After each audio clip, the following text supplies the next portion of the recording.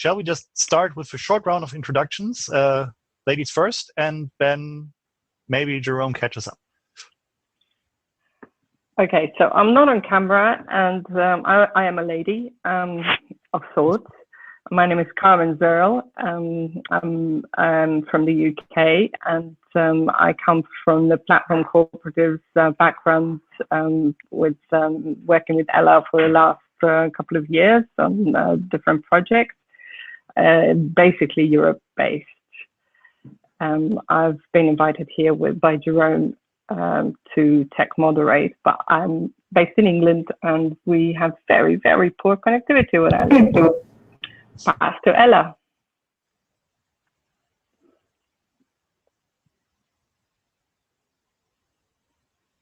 Ella, it's your turn.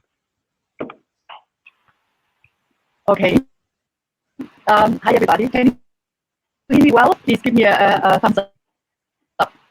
Sort of. If you speak slowly, it will be good. Okay, I speak slow. Yeah, I have to say the sound quality right now overall in the space is really not good. But let's do our best. My name is Kagel. I have joined from Berlin. I'm co-founder of Supermarkt. And Supermarkt is both a community platform and a physical space here in Berlin-Kreuzberg, where we work on the intersection of digital culture and alternative economies. And I'm also co-founder of, you can't hear me? Okay, I pass it on.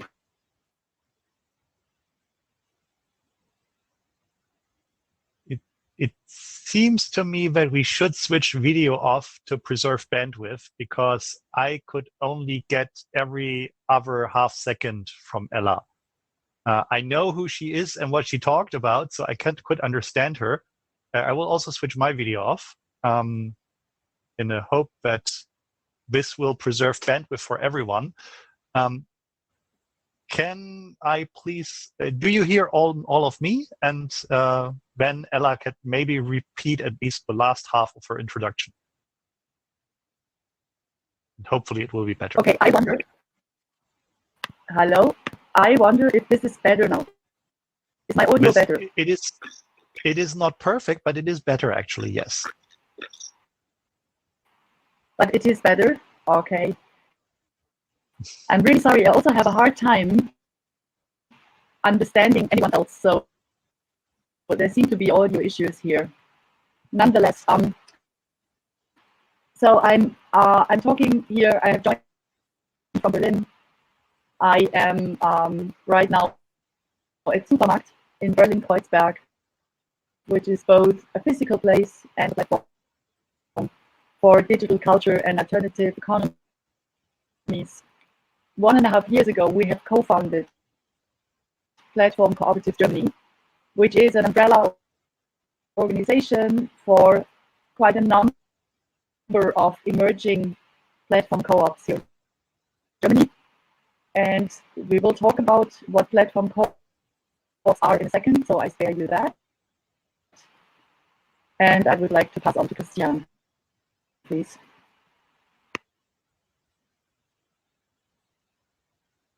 Okay, the last sentence was a bit more mangled, but I assume you were handing over to me. So I will quickly introduce myself. Hello, I am Christian Buggedei. I am from Polypoly. Polypoly is a cooperative that tries to work in reworking the data economy, meaning that in our ideal future world, all the personal and private data should always stay on our own personal and private devices. And instead of traveling to the algorithms on the servers of big corporations, those algorithms and programs should come to our devices and be executed there, where we have a lot more trust there and a lot more privacy and security. That is a good model for privacy, but in our view, it's also a good model for the companies that want to work with the data. And that, of course, means, because we are a cooperative, that we love to work in a more democratized way with other cooperatives and with more trust and verify mechanisms across a large scale. And hopefully we can talk about this here. And then over to Marco. Thank you, Christian. Hi all, I'm Marco Lomuscio. I'm a PhD student from the University of Trento. Basically, my research project focuses on worker-recovered enterprises, which are firms in distress that have been taken over by their former employees and converted into labor-managed firms. Yeah, actually, cooperatives, worker cooperatives. So today I want to speak directly about platform cooperatives, while I will focus more on the possibility cooperatives have to rely on platforms and social media to endure self-management in this situation, in which workers take over business activities. So we hope Jerome has now the possibility to speak with us and interact with us. Jerome, can you hear us? Can you hear me? Can you hear me? Yeah. Can you hear me? Can. Yes. Okay, I was having a lot of problems with this platform. So thank you everyone for being here. My name is Jerome Warren. I am working on a PhD myself as well in Germany at the University of Cologne. I'm also involved with a working group at the Berkman Klein Center on Internet and Democracy. And so also dealing with a lot of the issues that Ella, Christian, and Marco discussed.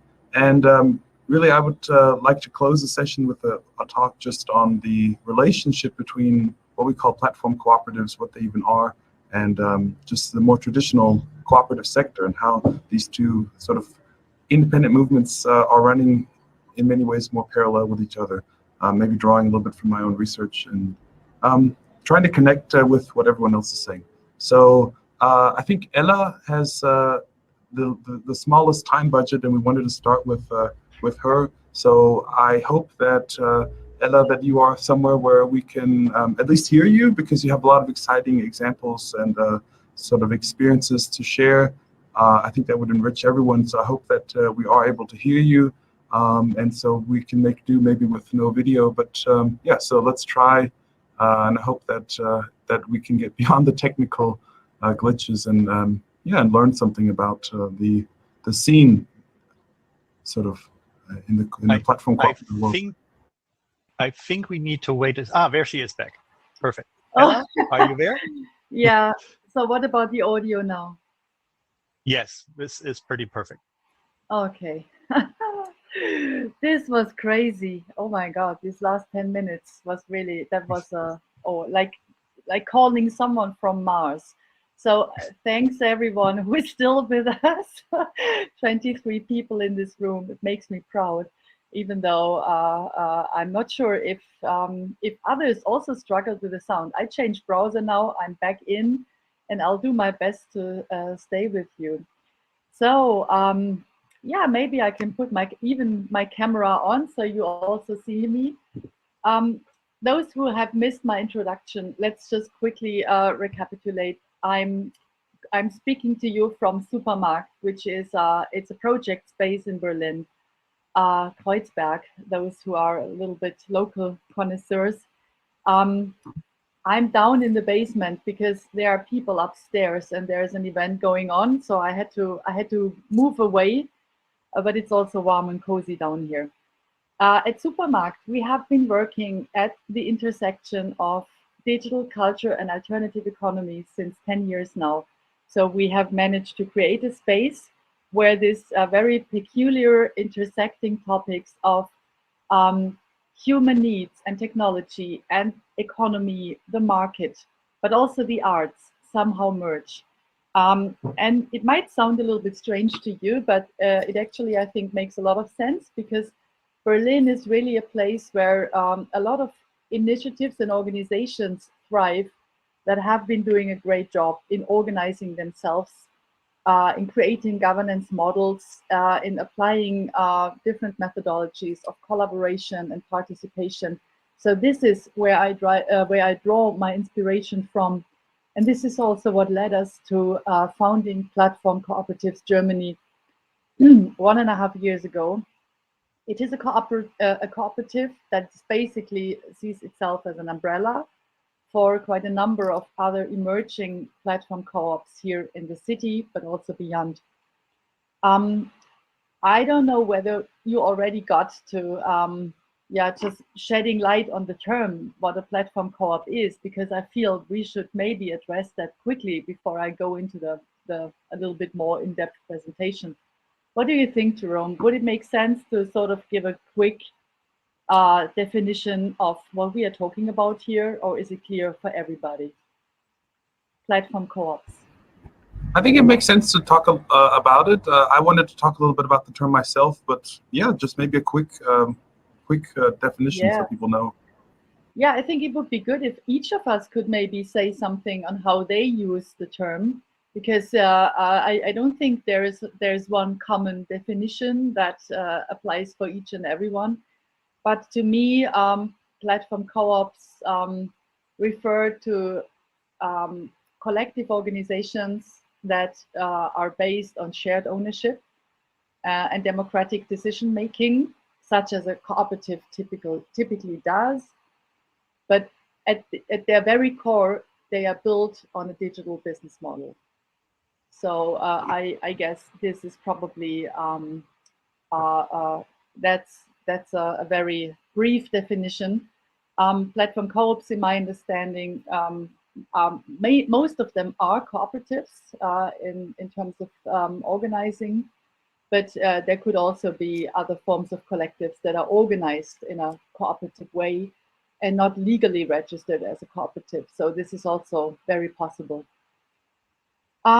Yeah, I just want to talk a little bit about how we as a space that is not necessarily associated with economics or economic research turned into a hub for creative people, for various collectives that were on the verge of founding new business models that had a lot of, or still have a lot of transformative power and disruptive potential. And I just want to give some examples on how that came about and the work we are trying to do with platform cooperatives here in Germany. So basically, I think when we started with Supermarkt 10 years ago, that was also the time when it was after the financial crisis, when we've seen the rise of many big platform monopolists today, Airbnb, Uber, and many others. They started around that time. Google was there before, of course, also Amazon and others. But it was really in these past 10 years that they really went to their full potential and also became what they are today. And it was another couple of years after that we at Supermarkt have realized that there's something really interesting going on, and that will probably change our economy and the world and the way we organize ourselves forever. It's very dramatic, but I think it's really like that. And that was the moment when people really started to realize that a company such as Airbnb does not only accumulate tremendous power and data and money, of course, but they also have a direct impact on the infrastructure of our society, meaning they turn into a motor of gentrification, and they, with their business model, has a direct impact on the rise of rents in a city like Berlin, but also in many other places everywhere. And then there's another interesting, yeah, please, Christian. I agree that Airbnb has a lot of negative impact, but there is one thing that Airbnb did, and that is very important, and for platform co-ops and cooperatives in the whole, very interesting to look at. What they managed is to take something that was just idling along in private hands and made it into economic assets. In a good world, Airbnb would have primarily enabled people who have flats that they don't use for certain times and make money off that, or enable other people to use that. That is what we used to call the sharing economy in good terms. The problem started when it was starting to be exploited and used in a bad way. And I think that is where platform co-ops are a really, really good way to take the general idea, the underlying thing of using things that we don't use right now. Like every one of us has a toolbox where tools that are pretty expensive power tools are lying around 90 days for 3 months. And if we could use those and make them available to those who need them, and then maybe even profit of it, I mean, we're living in capitalism, profit isn't all that bad, would be a good thing. It's a win-win for everyone involved. And I think that's really the challenge for co-ops, to get to the good parts without having the bad parts. Yeah, exactly. And it's very clear that that people's desire for short-term rental of private houses will never go away, because we live in a time where people prefer that very much to hotels and other forms of accommodation. So that became a reality, as you say. And I don't think there's anything wrong with it. I think the point really is the organization behind it. And the point is to really closer look at the way how infrastructure is used. The same goes for delivery of Amazon and other major retailers, because in a sense our streets are used. The same goes also with Uber and other delivery services that use the streets. But then the question comes up, to what extent are they also involved in maintaining these infrastructures? I mean, this is not only taxation, of course, but this is an important issue. But it's also the question of helping to reorganize these infrastructure, because people's needs are changing and the reality in which we live in is changing. So in that sense, just linking to what Christian was already saying, I really think that's the core role of platform co-ops, to thinking of ways how all these new phenomena that are there and won't go away, and I also think they don't have to go away, because in and of themselves they are fine. But the question is just, how can we do a better job of organizing that, and of making sure that we don't end up with building more and more monopolies that accumulate all the power and the money, but making sure that there is a little bit of well-being and of positive results for everyone. And this is basically what we try to do with Platform Cooperatives Germany. So we work with various organizations that are founded as a cooperative and that seek to establish their digital business model and build their communities worldwide, because normally cooperatives are very often locally tied, but these business models, just to name a few examples, it can be Resonate Co-op, which is a music streaming service addressing a worldwide audience, or also what Polypoly is doing, but Christian is going to talk about that. Circles is another project I'm involved in. This is a universal basic income project. It's blockchain based, and it has the goal of providing a means of payment for building local economy. So all these forms are quite new and quite disruptive, because they are also pushing the boundaries of the organizational form of a co-op, because a lot of what they require is not already legally provided for, at least not in German cooperative law. So there is a lot of potential, a lot of disruption, but it's also a lot of complexities, and of course the need to finance all of that keeps us busy. And I'm very happy to talk more about it, but I'm aware of the time, and I just want to ask, are there any specific questions to that? Because if not, I'm also happy to pass it on to whoever wants to speak after me.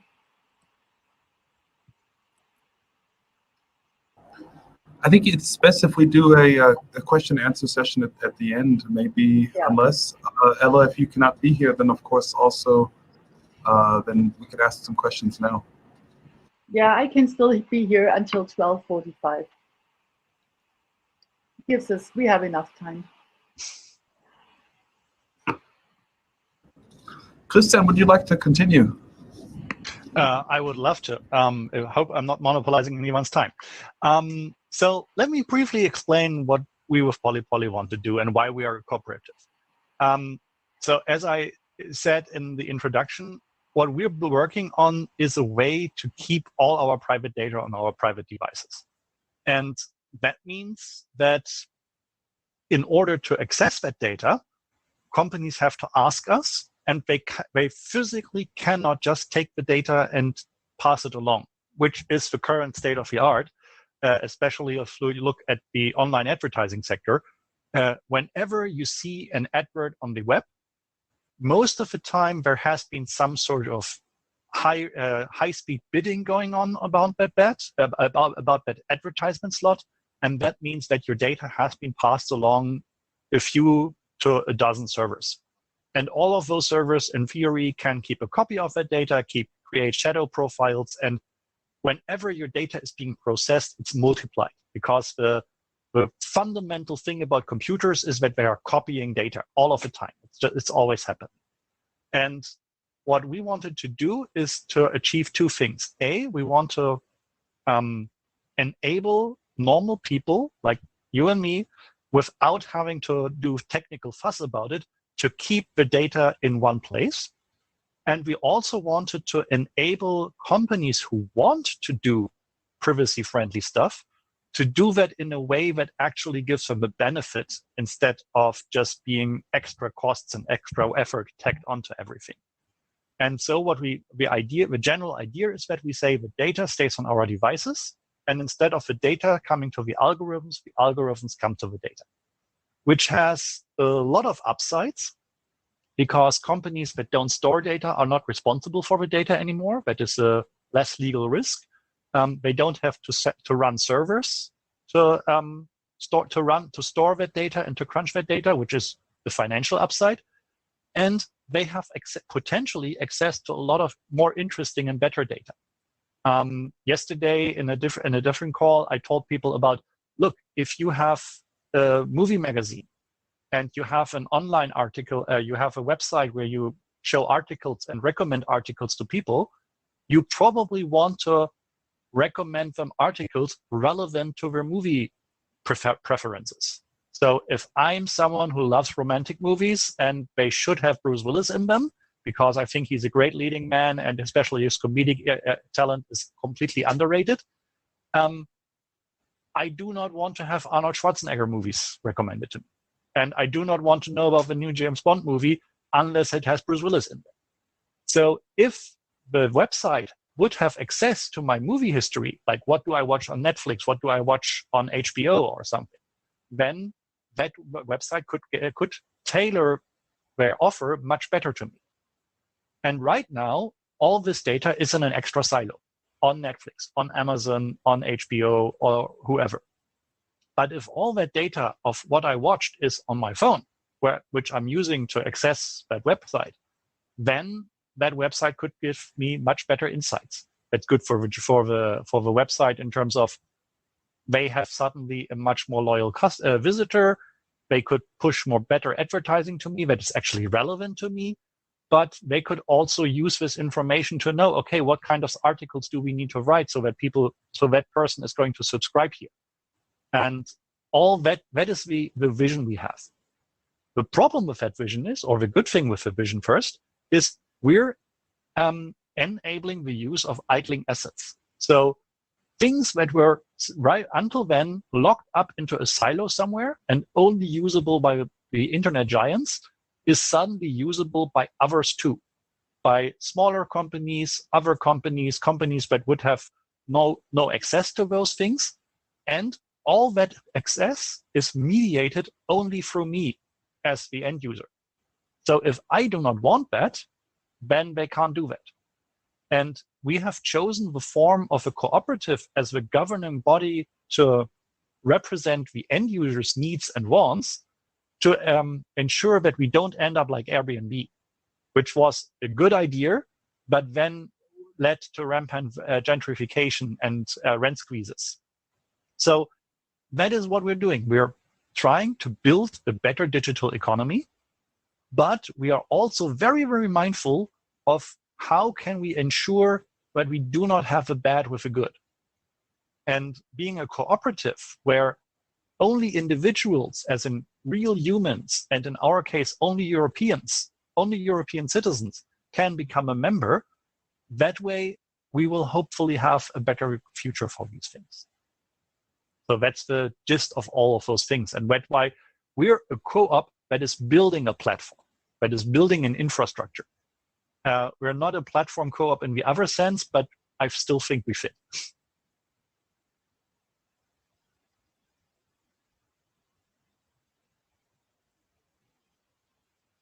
And back to you, Jerome. Sorry, my screen just scrolled down. I had to come back up. So, Marco, would you like to continue? Yeah, sure. I tell one who's not for documentation. I'm not sure about the other ones, but I'm having some problems hearing Marco. Are others also having problems? Sadly, yes. It's there's sort of a, well, that means simply I should turn it off so you hear me better. Let me know if it works right now. No, not really. Marco, it really helped me. Marco, it helped me a lot to change the browser and log off and log back in. So I went from Firefox to Chrome and logged back in, and then that did the job for me. Maybe it works for you as well.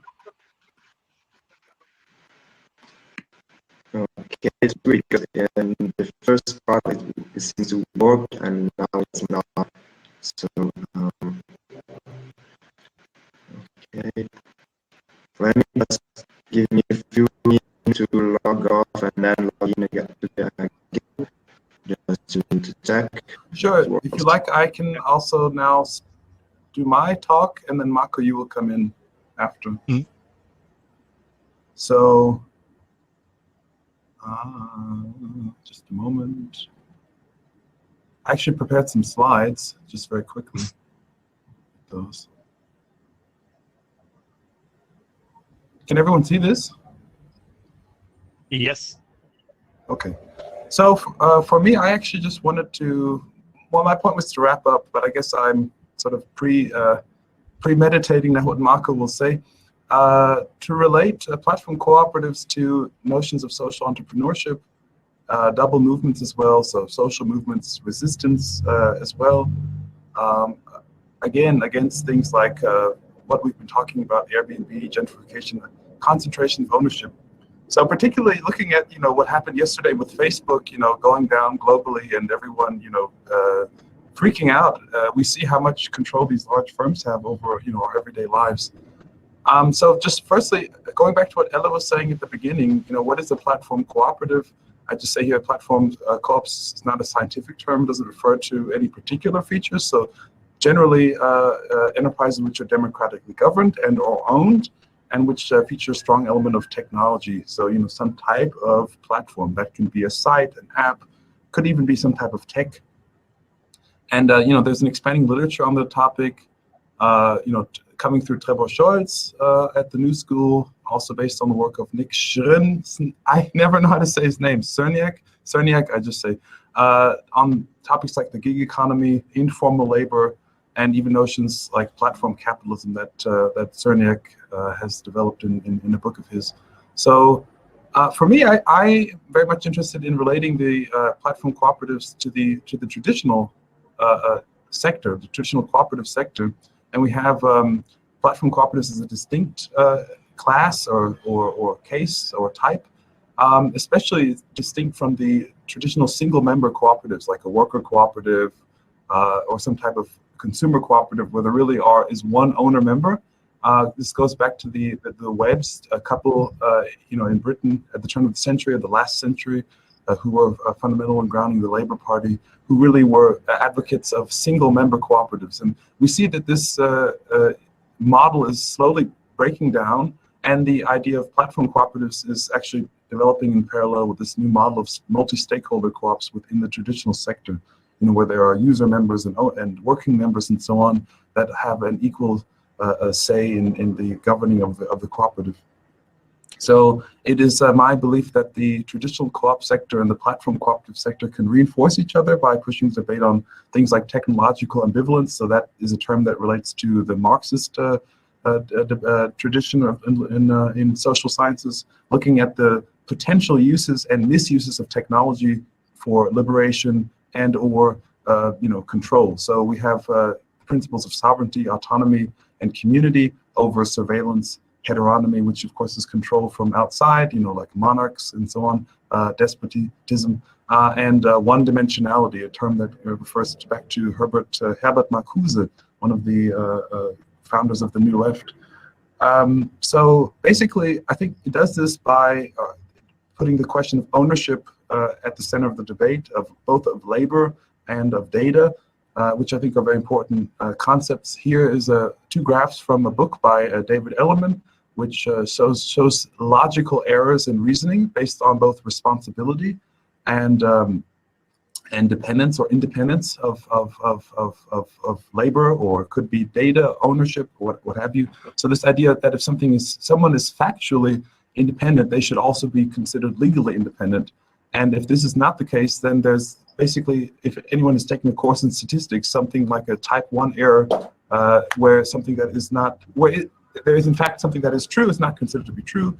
The reverse is true of the opposite. So if someone is in fact factually dependent and considered actually independent, this is the type 2 error. So we have the same thing for responsibility under the law. So there's this interesting case that Ellerman discusses of slaves who commit crimes. So normally slaves are considered property, but when they commit crimes, they're considered persons. So for Ellerman, this is a logical inconsistency, and in fact, an argument against slavery. He uses this argument again against wage labor as well, because laborers are in fact legally responsible when they commit a crime, but they are not legally responsible when they do their normal jobs.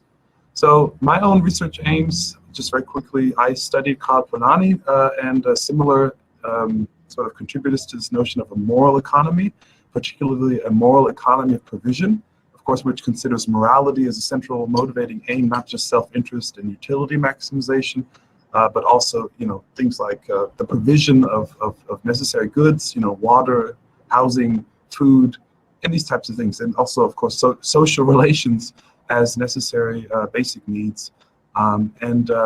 Again, self-governing collectives is providing these elements. And again, these can range from worker cooperatives to community cooperatives, and platform cooperatives, I think, can fall into this spectrum.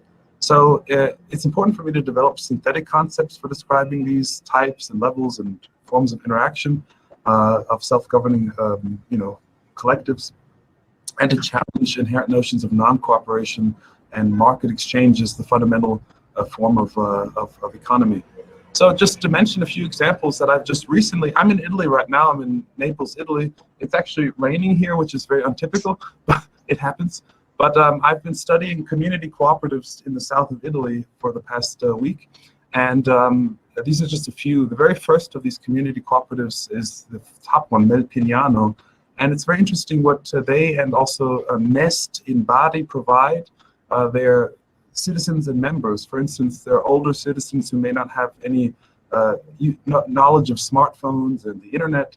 And actually, both of these cooperatives provide older citizens with simplified smartphones with applications that allow them to call an electrician or the pharmacy to deliver, medications, or, if they need to go somewhere, to contact, taxis and so on. So again, the idea of bringing technology to people rather than, the other way around.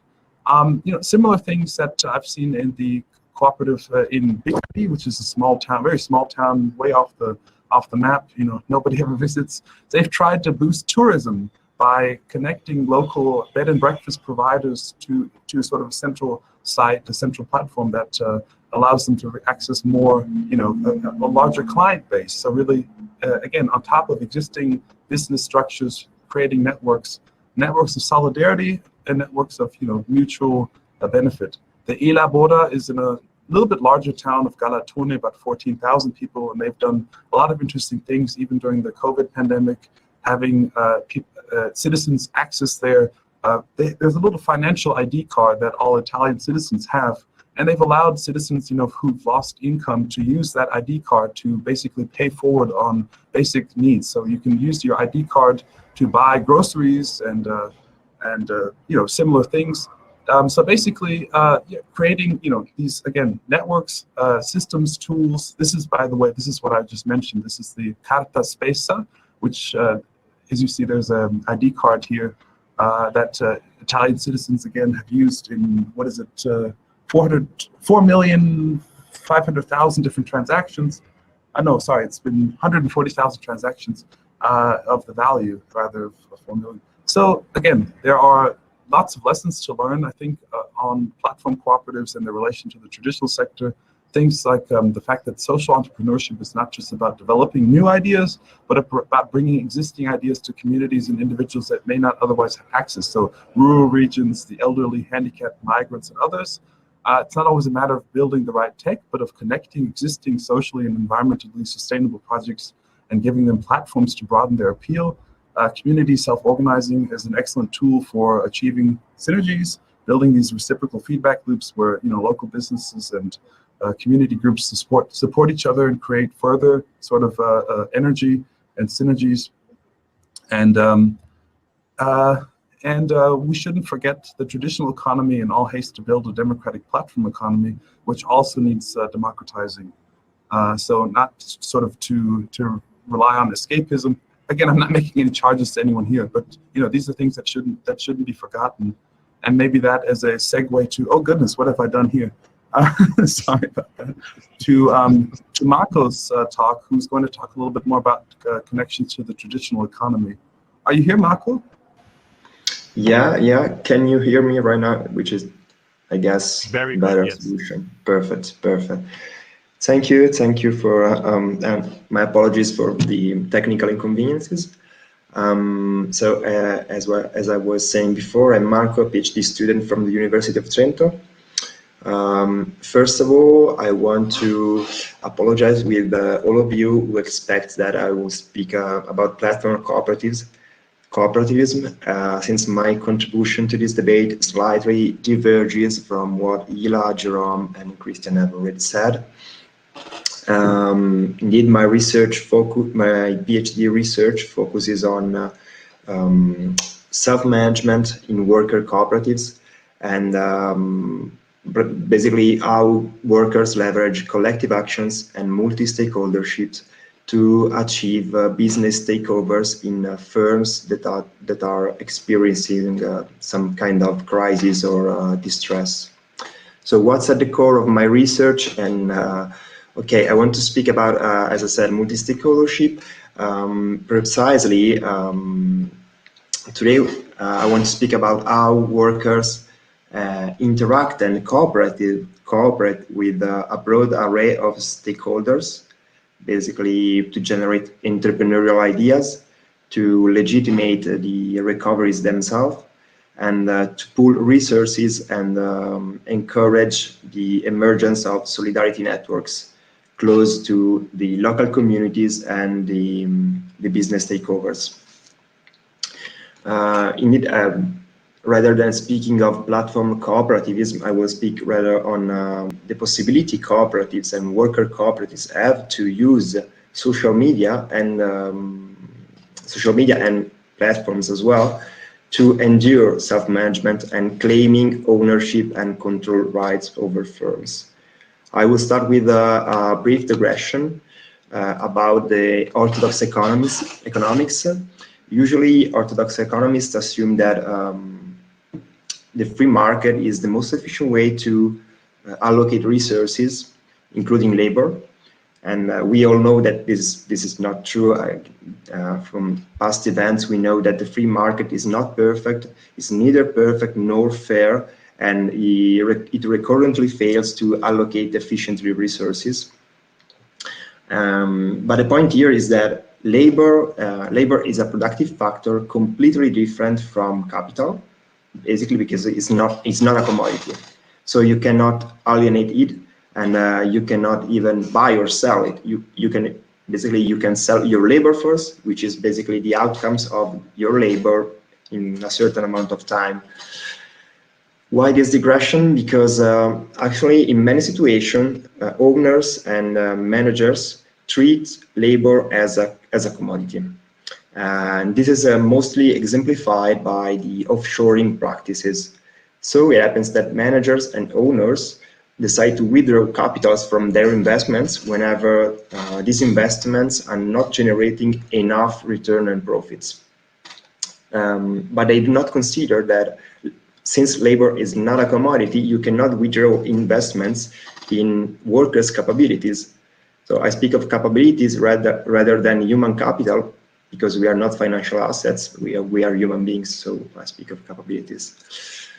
In these cases, managers dispose of productive factor as if they are totally flexible, they are fully a commodities, completely at their disposal. But the reasoning, as I said, does not apply to labor.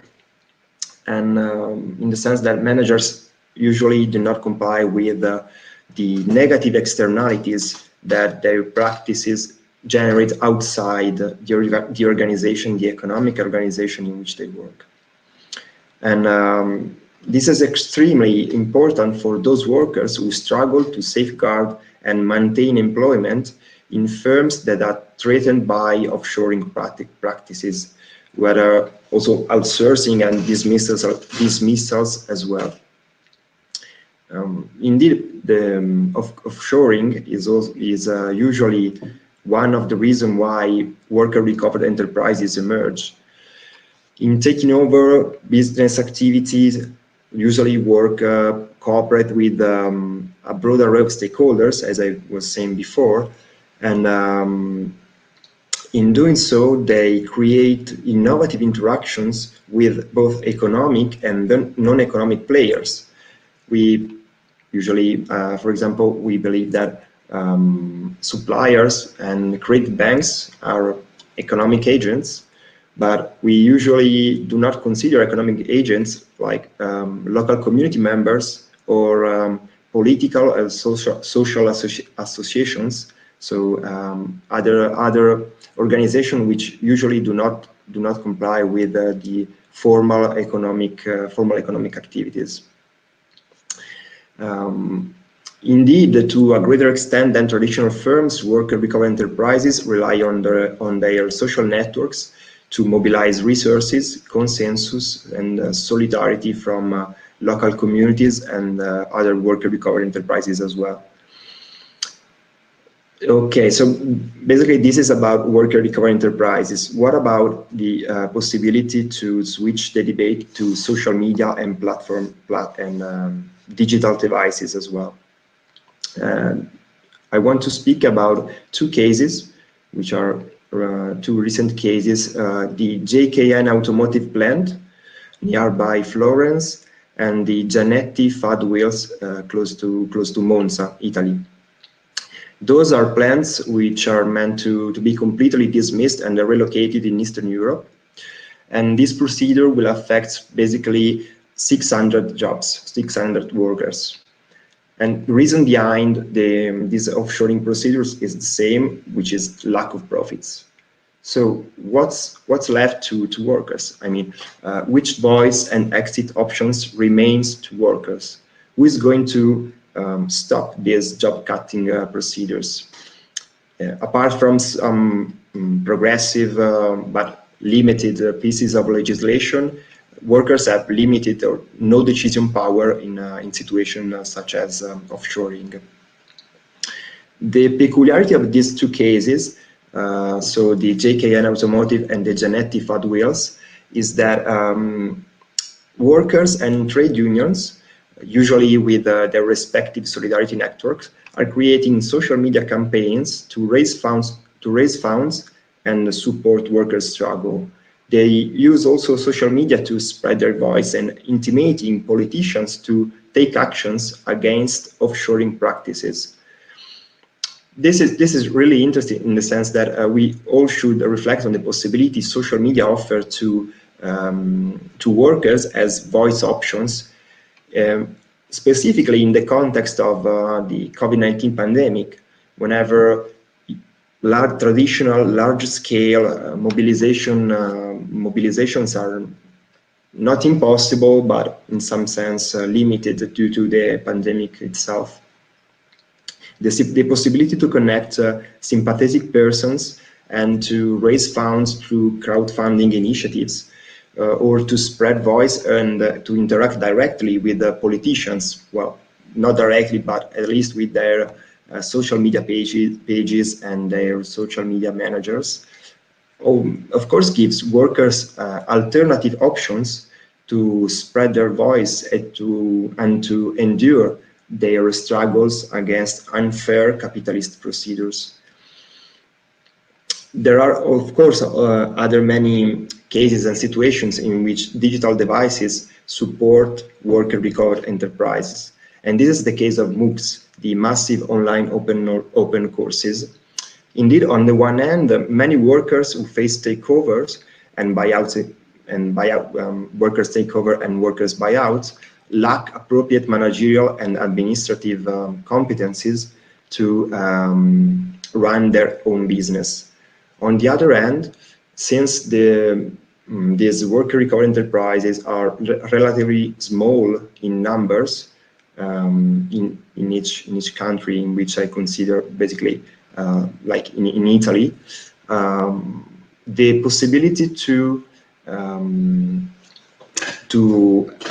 the knowledge about takeovers is fragmented there, and the possibility to receive, to get ad hoc, flexible, and always available knowledge solution to many problems workers face is something that MOOCs can easily provide.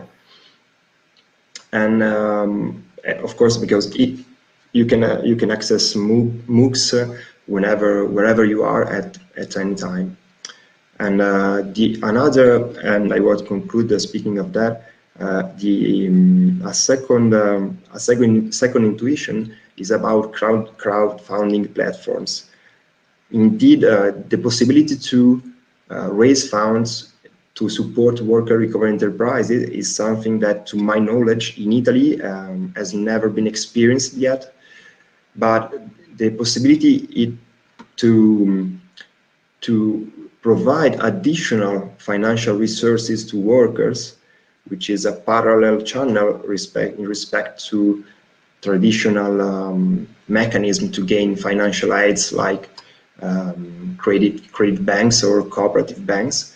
It's something that has never been thematized in the research domain, and indeed in Italy has never been experienced by the cooperatives themselves. So I was speaking with, for example, just to cite one of my experience, I was speaking with a researcher of Lega Coop. Lega Coop is the biggest cooperative federation in Italy. And he told me, why are we using crowdfunding platforms? Basically, if democratically managed and transparent, they can provide basically additional financial resources compared to worker savings and, for example, other traditional investments that cooperatives can access. And this is another possibility that crowdfunding platforms can provide to worker cooperatives, but unfortunately this has never been attempted, at least in Italy. So it can be an interesting possibility to connecting stakeholders and donors with the workers and their struggle. Thank you.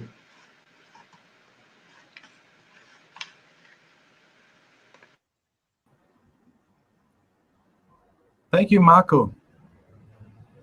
And yes, as I think I was saying in my talk, it's important to connect, in my opinion, maybe others disagree, the traditional economy and this new developing platform economy. I think that they are very much interdependent. But at this point, I guess we would open it for Q&A. I see we already have one question from Ben. on the ability for scaling delivery co-ops. Would anyone like to take a stab at responding to Ben? I have my own response, but I invite Ella, yes. Yeah, I mean, in a way, I already I left a proposal here in the chat already because I didn't know whether I would still get to answer. It maybe it's also a general response on scaling up, on this notion of scaling up, because in a way it's very likely that none of the regional or local delivery services will be able to ever manage to scale up in the way that Deliveroo does, simply because of a lack of funds and maybe also of supportive infrastructure. But what if we slightly change the framing of what scaling might be? Because I think it was Silke Helfrich recently, or I don't know who has actually coined that scaling deep notion that I find quite useful, because there's not just this one way of scaling things up in a vertical sense, but there might be also a way of scaling deep, meaning that in this entire infrastructure and value chain around any given service, there might be more distribution of, let's say, resources, of power, of opportunities than it is in the traditional way of scaling up. So maybe the answer lies in coming up with other approaches towards scaling that enough people will find attractive, that ultimately they feel like supporting these platform co-op alternatives rather than the big market players. If I can just add to that, I think that there is a lot of opportunity to scale up these types of democratic or participatory organizations. One, of course, is the role of the law and the role of local municipalities, sorry, in terms of providing a basis, in terms of providing support to fledgling organizations. If we look back to the history of the rise of capitalism, the state's role was absolutely essential in providing security and certain preconditions for the rise of the accumulation of capital, in terms of enclosure of the commons, in terms of very much other factors. So the role of municipalities, local governments, regional governments, national governments in providing opportunities for more participatory types of organizations is, I think, absolutely essential. So we just saw these Pandora Papers. I mean, there are so many different leaks coming out of wealthy individuals and large corporations, not paying taxes and going to very explicit ends to means to those ends. And so I think it's in the interest of local governments to promote these types of institutions. I think self-organization is another opportunity. I posted a link to Wings there, which was organized by restaurants and sort of disgruntled delivery drivers in London. So I think the restaurants could be another option in terms of securing support for these types of institutions, because I think a lot of restaurants are not really happy with Deliveroo and these other companies, because the quality of services is not guaranteed. I mean, I have a lot of friends who have restaurants, and they avoid these types of companies because they offer high quality food, and when they put it in these boxes, they don't wash them. So maybe your Italian food smells like Chinese soup or something, and so there's really very little quality control, and so that could be another area where local self-organized groups actually can have a reputation. And going back to this concept of the moral economy, I think that's actually a very important aspect of convincing consumers to adopt a certain good, where you can say, like fair trade, or we promote certain values, and I think people want that. And so I think there are a lot of examples of things like social entrepreneurship, like Eva, the taxi cooperative from Montreal that offers, to use their name, Brightly, which is a cleaning service, a cleaning app from New York. They offer the opportunity to franchise in a socially responsible way, not like McDonald's, of course. So I think there are a lot of options. I think the interesting. Yeah, I wanted to say that basically the interesting part here is that there are lots of options for lots of smaller cooperatives to work together and to establish local expertise, local services, and then cooperate across the local scale and say, okay, here's one in Hamburg, here's one in Berlin. How can we work together? How can we make sure that, for example, a delivery rider from Berlin who comes to Hamburg gets onboarded easily? Ella already suggested in the chat that somehow sharing rider profiles, for example, across co-op cycles could be an interesting thing so that they can take their data along. And that is the challenge for platform co-ops, meaning in the sense of a co-op which works for other co-ops or a co-op like Polypoly that creates an infrastructure, a platform. How can we build platforms that foster that sort of thing? What kind of technical needs do the different cooperatives, worker organizations, and similar parts need to flourish and to create a better world? Marco rightly pointed out social media as a means of organizing and exchanging information. But for example, there was that story about persons at Google who kept a spreadsheet where everyone could enter their salary bands so that they could actually see who is earning what and who is being discriminated against. How can we provide tools for workers or platforms or cooperative to better organize themselves to get an information advantage, and how to better figure out what potential customers need, how to get a better collective voice against when dealing with employers, and so on and so on. And that is going to be a very, very challenging and interesting thing. And I think technology will be able to help here, even when we shouldn't say technology is the solution for everything, but it is a part of a solution. And there is a lot of leeway of interesting opportunities here by saying we give individual persons more control over data, and thus we can build cooperatives and platforms and collectives where people can use their shared data for everything, for advantages.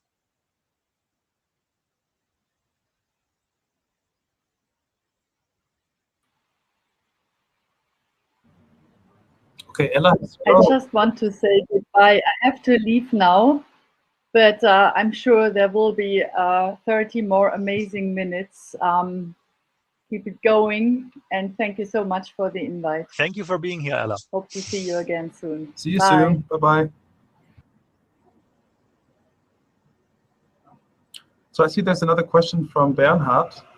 Do you know any examples of platform cooperatives that bring together communities, groups, or teams to work on projects instead of individuals? Anyone interested in answering? I could, for example, mention Open Collective. Open Collective is an organization, I think they are centered in Brussels, that help open source projects to collect and distribute funds. So one of the challenges for an open source project is that if you want to take in money, you have to have a company or some organizations.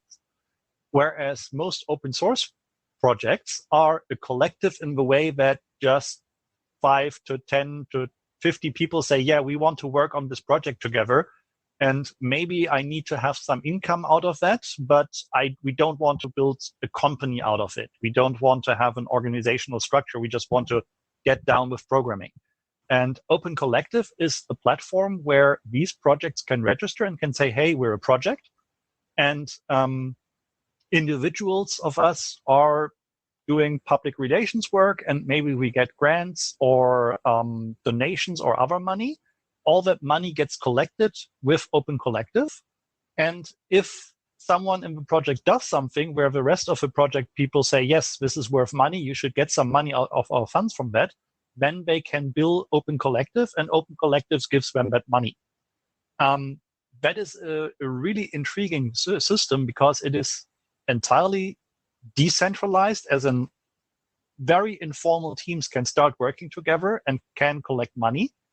But it's also centralized in that Open Collective acts as the taxing, the tax and bureaucracy hub for this. So there is an organization that sits in the middle and worries about paying taxes for the money that is being donated, or making sure that maybe that there are no taxes because something might be a non-profit, that the people who bill the collective or that the different groups can get the money back, that there's a paper trail for everything, that there's transparency, and so on and so on. And I think that is a very good example for something like that.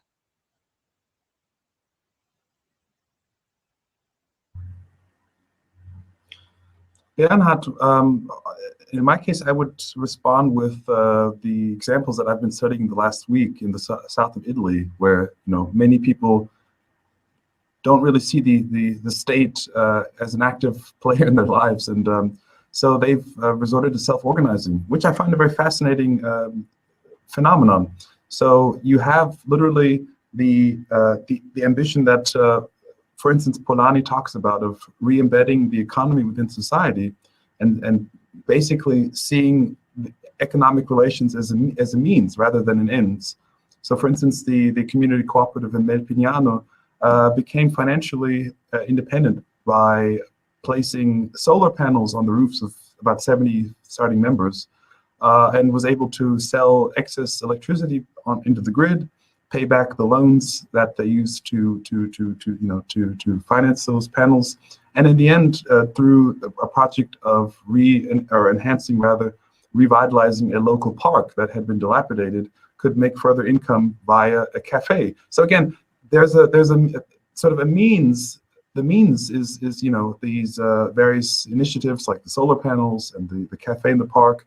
The ends is the ability to provide for the local community. Again, they have then engaged later in practices like providing these smartphones, simplified smartphones, to older citizens, who then can say, I need some water, can you bring me some water? And members of the cooperative then bring cases of water, sparkling, that actually the cooperative produces itself. They filter the water using natural methods, using roots, plants, minerals, and so on. And they bring the water to the older citizens who can no longer carry these cases of water, or they connect them with an electrician. So it's always a question of seeing the economy as a means to providing for the needs of the community. So I think those are examples of sort of a legal form, a legal mode that then can be used in a very broad array, very low tech to very high tech solutions. So that would be my response.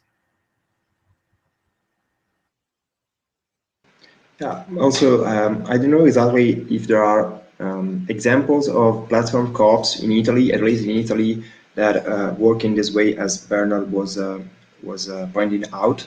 As Jerome, I would say that this is interesting about the collective entrepreneurship point of view.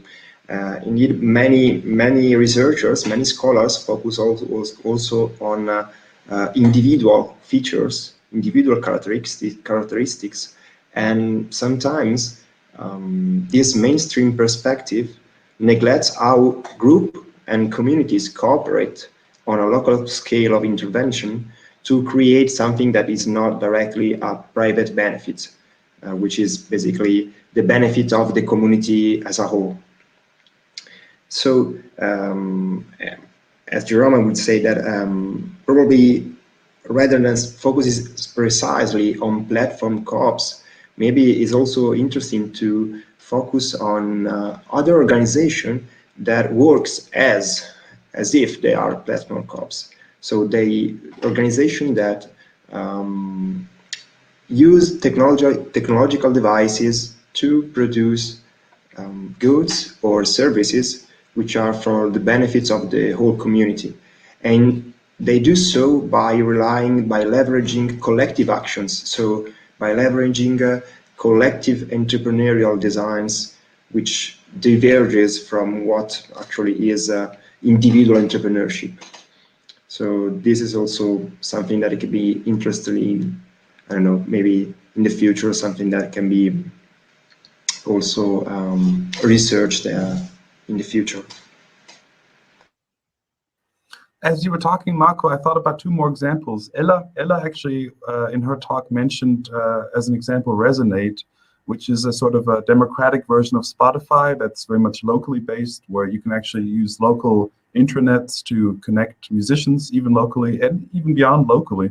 So that's one example where people, can actually organize democratic means of distributing music, where you're not getting 0.03 cents per song or whatever it is with Spotify. And and actually it's self-organized and again, locally based, but scalable. Another example that, as Marco, you were speaking, I just thought of is there is this technology co-op in Milan, new co-op, GNU, like the Debian distribution, the Linux distribution, and they actually have developed in conjunction with the largest cooperative federation here in Italy. Yes, Carmen mentioned Airbnb, another famous example, but New Coop is a less famous example, and they work behind the scenes. And with Lega Coop, the largest cooperative federation here in Italy, they actually developed a platform for cooperatives and NGOs and other organizations that have foreign direct investment, so projects overseas, wherever in Latin America and Africa, to actually gauge the efficacy of their investments overseas. This is a problem that has plagued the aid groups, various aid groups, from the World Bank, to other types for decades.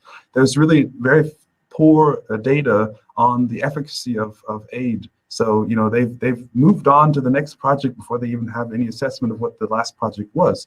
So with this platform, well, stepping back one step further, there's the issue also of aggregating data and sharing data. So, what is the incentive? If you share your data of your investment, others will, use that to their advantage. So they've gone beyond this sort of dilemma by anonymizing the aggregate data. So you can see in this platform your own individual investment, and you can see the aggregate. So you can actually relate how effective your particular foreign investment was in relation to an aggregate of all of the other projects that are in the group. So this is an attempt, again, to get beyond the sort of selfish motivation that particular NGOs or co-ops might have based on the fear that, again, if I share my data, others will manipulate it, use it, and use it to their advantage. So again, I think these are important steps towards actually creating trust, creating long-term strategic and even non-strategic alliances. And I think these are things that are absolutely necessary in the future if we do want to scale a democratic economy.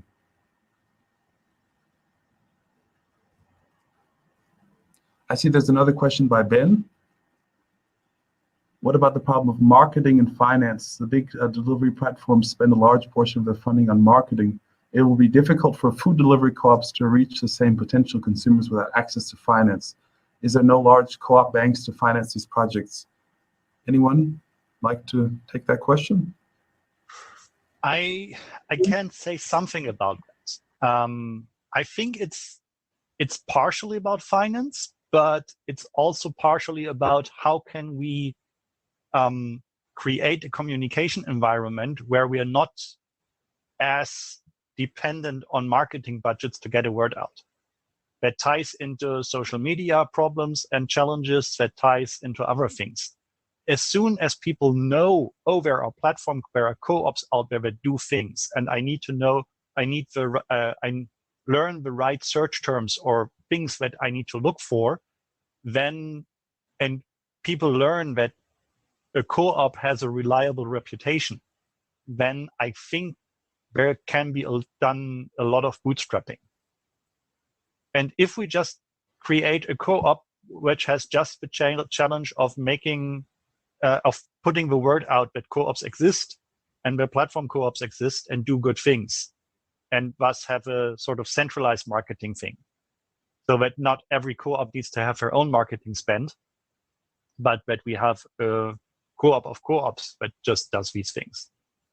So I think it boils down less on a money issue and more on a how can we get the right tools and the right organizations into place for this.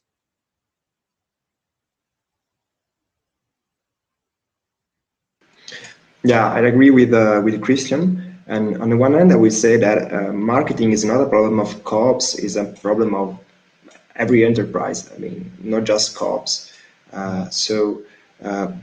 The other way around, I can say that instead of looking at how much money these co-ops, these platforms are putting into marketing, probably I would switch the focus on which kind of target are they, um,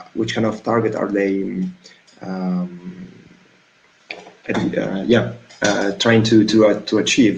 I mean, probably co-ops responds better to local problems and local issues rather than on large scale problematics issues. Yeah. So I would say that marketing probably is more a question at issue referring to situations in which you are not in direct contact with the population or the issue you are trying to solve. So probably co-ops should diverge their attention to other communication and interaction practices rather than marketing itself.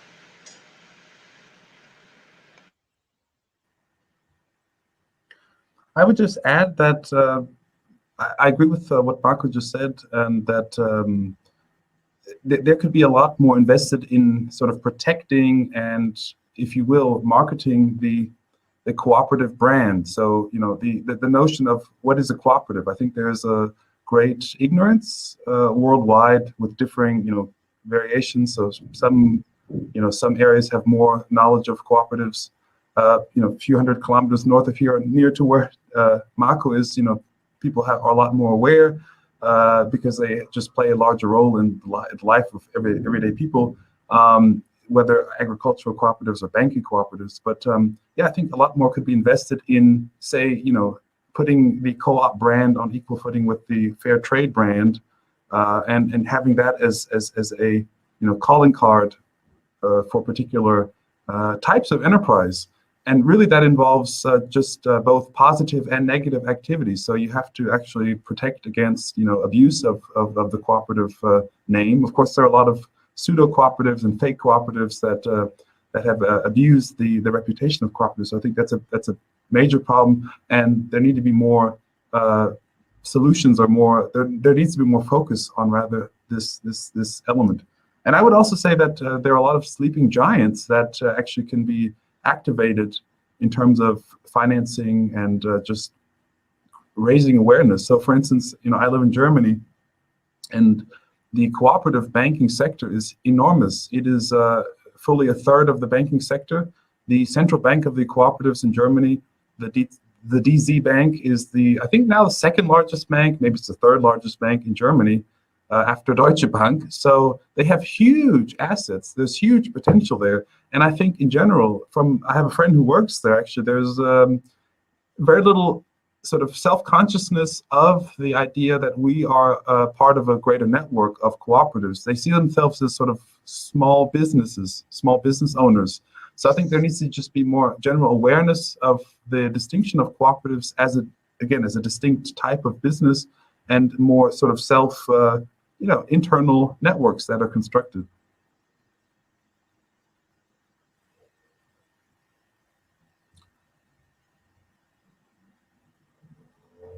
Common has also wrote that decentralized financing models, apart from consumer or worker dichotomy, making roles interchangeable and enabling the value of the business to rise with frequency of use from both sides. Common, you actually have a microphone, so you could also speak if you like. Otherwise, I would have one question for Marco. I can try. I don't know if it's true. I tried earlier and it was illegible. Yeah, well, so great. Thank you.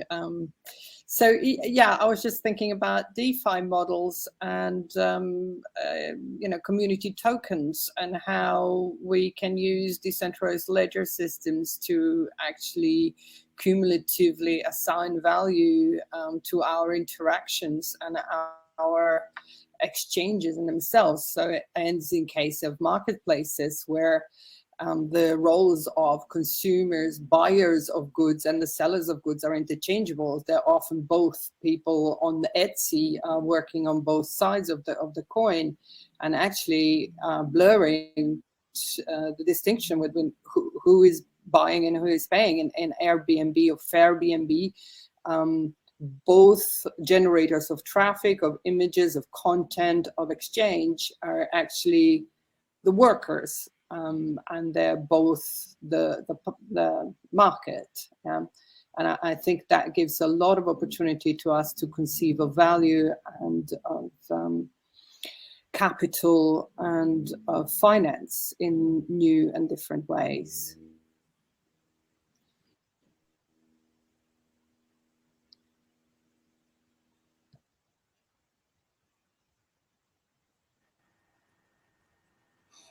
Okay, if there are no other questions, I would just ask Marco what you think about the possibility of what, for instance, what Carmen was just talking about, ledgers and so on, these types of crypto vehicles, which I know very little about, so I'm not the expert there. In terms of financing strike funds, so you were talking about occupying factories. What potential do you think there is in harnessing these types of technological solutions for that end? Okay, well, this is not precisely the theme of my research, so just to open up the debate.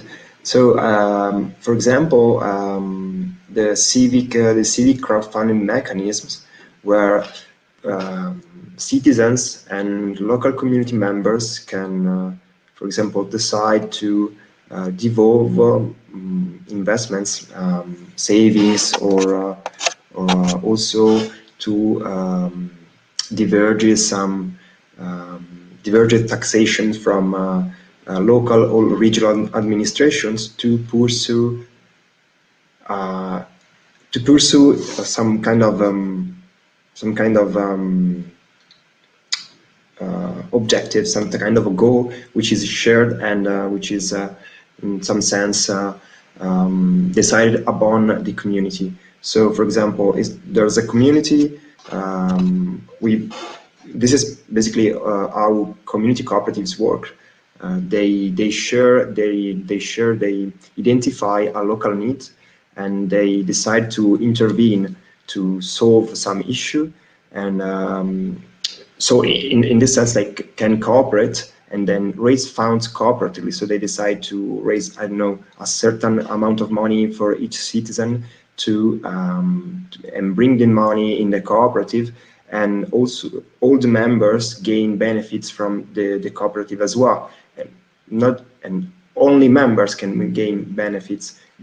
Who is outside the cooperative as to basically, if you want to access the services or the goods, as to pay, while the members can benefit from this type of organization.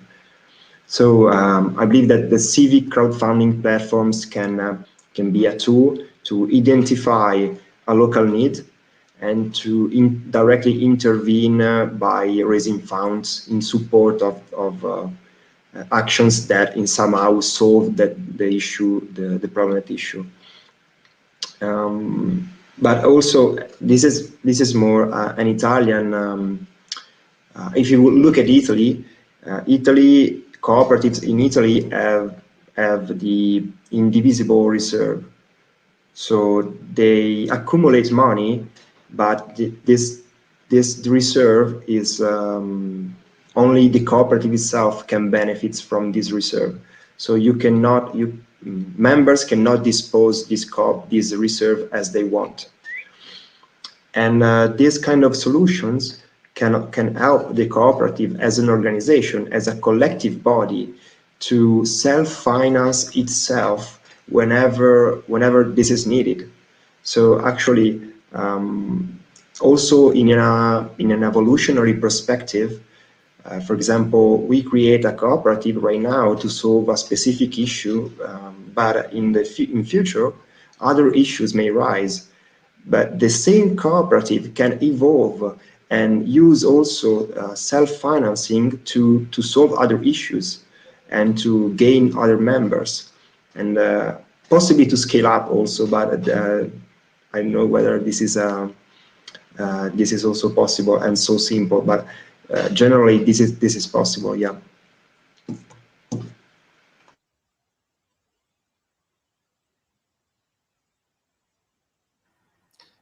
Very fascinating topic. I could talk all day about this. Any other observations? We have no questions left.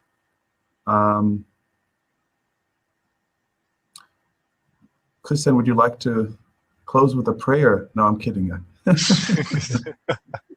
Well, I do pray for getting lots of input, maybe through prospective new members of a Polypoly co-op, on what people think is needed in a good data economy and a good infrastructure for that. Right now, we have about 500 members in our co-op, and we would love to have a lot of more to basically A, have a better funding mechanism, and B, to also have more input and a wider base of people who do want to shape how this should look like. Right now, it's mostly driven by our core team, but of course, we do want to listen to other people and do want to build a thing that is usable for every European. So I'll just put this out. I can only encourage others to look at what Polypoly is doing. I mean, they've used a very interesting phenomenon and innovation, a legal form, the European Social Cooperative. So they're able to exist in all of the, I think, European Union. So, yeah, and so basically this idea of viewing data, of trying to form a data union, you know, like a labor union, but for data. And I think this will be an increasingly important phenomenon in the future as data becomes an increasingly valuable commodity.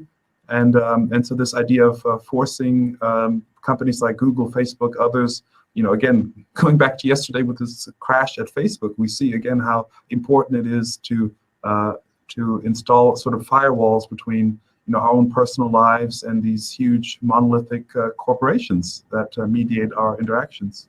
And so I can only again encourage people to check out what Christian and his team are doing. I guess we're 5 minutes before time, but if there are no further questions, I guess we would close the session now. And I would just thank everyone for being here. Thank Christian, Marco, Carmen as well, who was helping us in the background when we had some technical issues and has also jumped in with her own knowledge and expertise. Ella, who is not here anymore, but again, who's also a very valuable member of this world of platform co-ops and the cooperative universe. And so thank you all, and see you all soon, I hope. Yeah, thank you for moderating this and for inviting us. Thank you, everybody. Bye-bye. Bye-bye, Ben.